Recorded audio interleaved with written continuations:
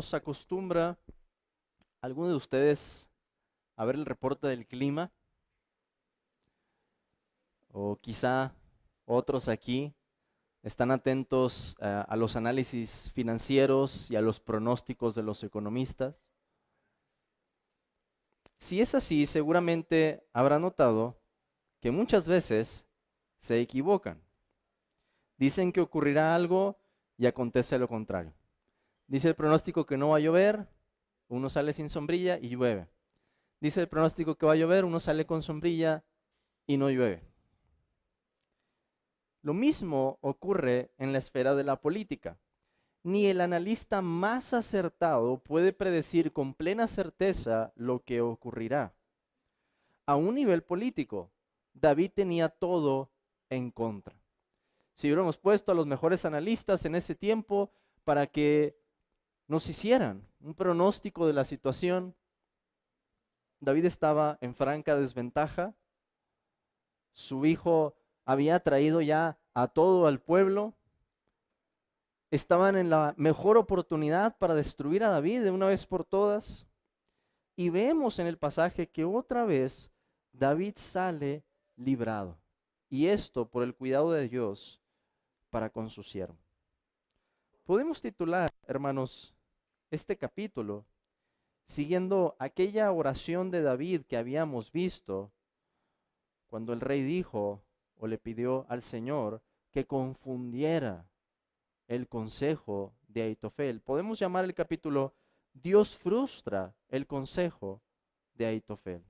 Dios frustra el consejo de Ahitofel.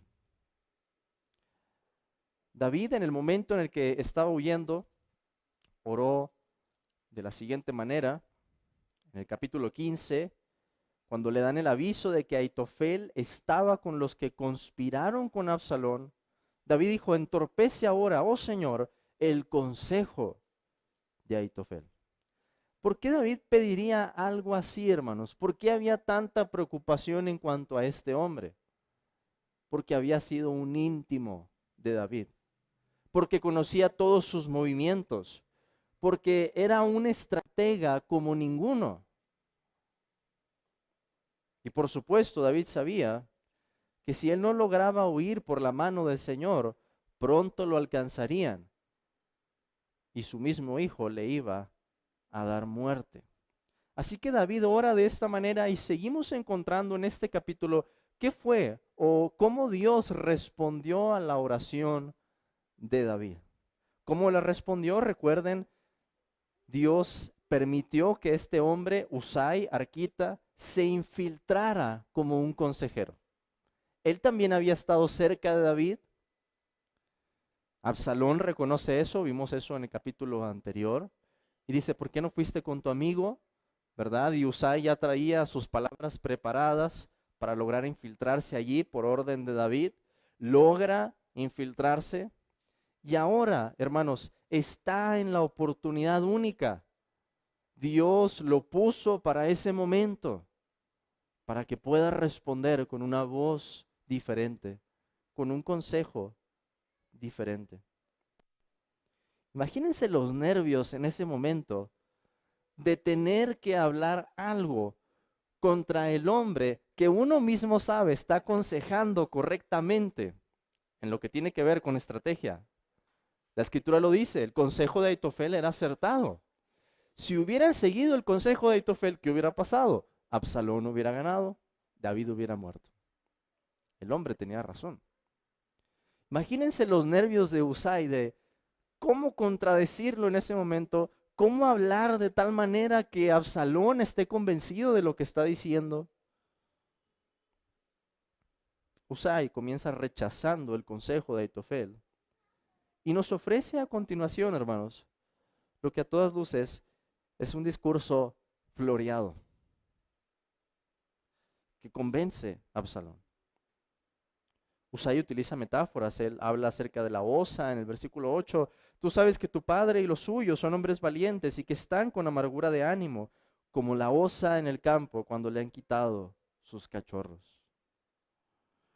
Usai habla acerca de león en el versículo 10, y aún el hombre valiente cuyo corazón sea como corazón de león desmayará por completo, porque todo Israel sabe que tu padre es hombre valiente y que los que están con él son esforzados.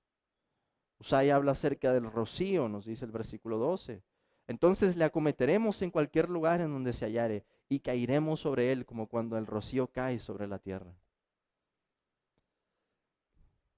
No sabemos si Usai había estudiado retórica como para dar este consejo, pero es evidente, hermanos, que la mano de Dios estaba detrás de este hombre para que en ese momento, nos lo va a decir el texto, Absalón no escuchara el acertado consejo de Aitofel, sino que le diera la razón a Usai.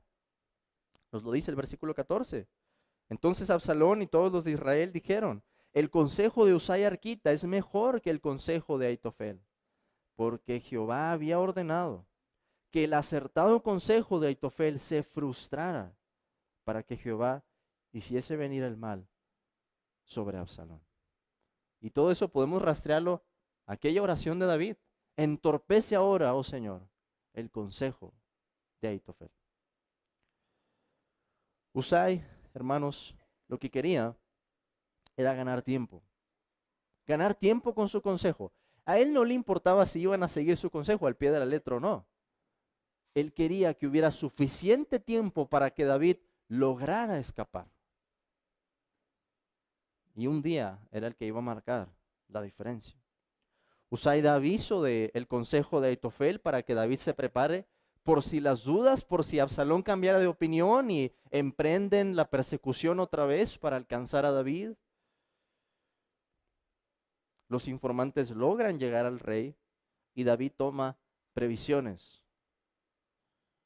Aitofel se da cuenta, hermanos, de que lo arriesgó todo para nada, de que quiso poner todos sus huevos en la canasta de la traición y muere como un canalla, un cobarde, un miserable que había traicionado a su íntimo amigo.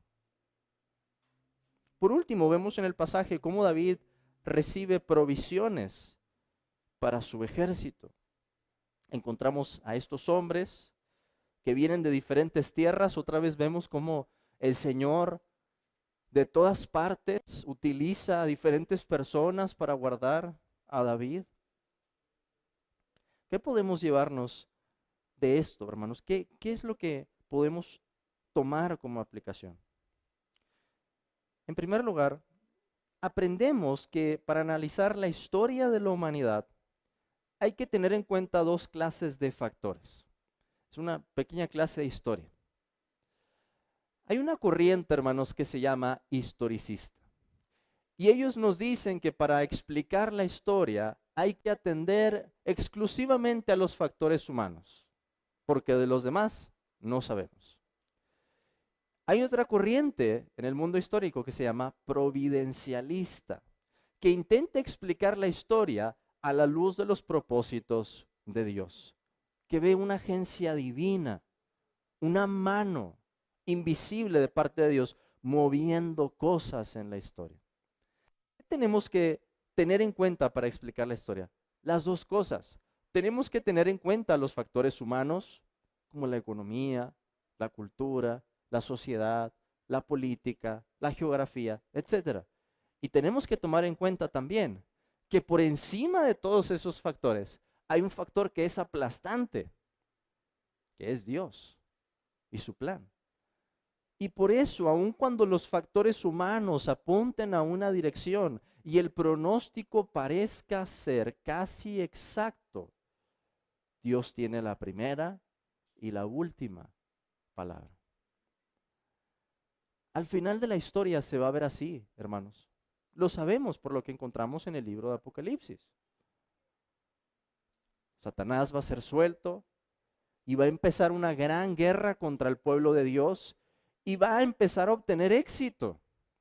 Y el pronóstico humanamente va a ser el mal ha triunfado, al menos por un momento.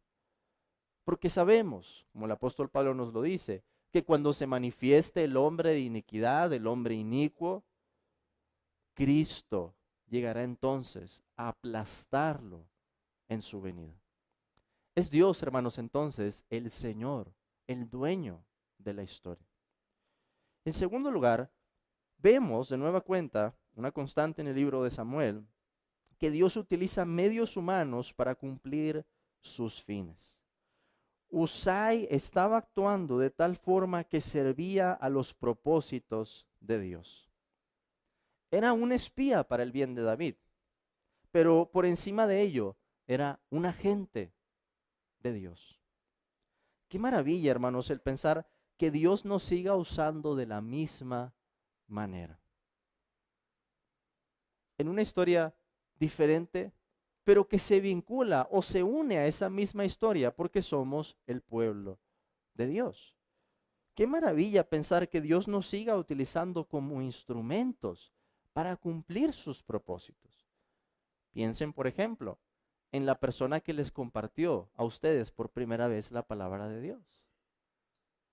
Cómo el Señor usó a esa persona para que ustedes llegaran a conocer. Y si le preguntáramos a esa persona, ¿y a ti quién te compartió? Bueno, otra persona, quizá un padre de familia, y así sucesivamente. Por último, hermanos, vemos también que nada bueno resulta de oponerse al rey escogido por Dios. La vida de Aitofel y la vida de Absalón es testimonio de ello. ¿Qué pasa en el libro de Samuel con los que se oponen a David?